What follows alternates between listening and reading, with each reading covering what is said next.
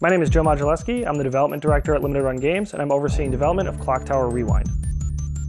Clock Tower is a very unsettling game. It's a very disturbing or sinister game. Your character is extremely vulnerable, and the limits to what you can do as the player, I think, contribute to that feeling. It's a staple in the beginnings of the survival horror genre, and it's a game that was only released in one territory in the past.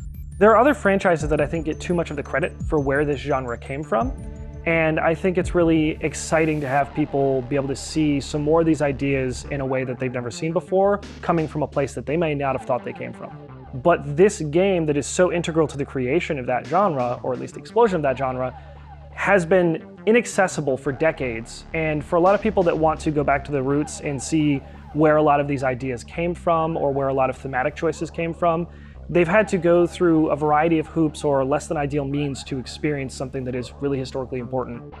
All parts of the original experience were left the way that they were. We didn't change any of the art assets, any of the audio assets, or any of the gameplay features. We wanted to make sure that we didn't do anything that compromises the integrity of the original experience. We wanted to keep it as it was, but not to a point that it degrades the experience for people coming in that maybe didn't play games back when this came out. Maybe they expect more modern features. We've added things like saving anywhere and rewind that allows you to reverse small mistakes. And you can also load back to a previous save if you want to go back far enough to address something you might have done to mess up an ending you were trying to get. The localization, I think, is the most important new feature. It makes the game more accessible to a variety of people who never had a chance to play it before.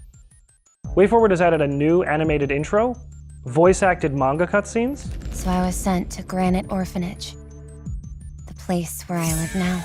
New vocal tracks,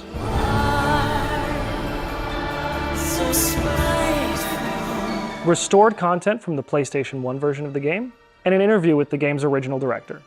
Clock Tower Rewind will be available later this year on Nintendo Switch, PlayStation 4, PlayStation 5, Xbox Series S and X, and Steam.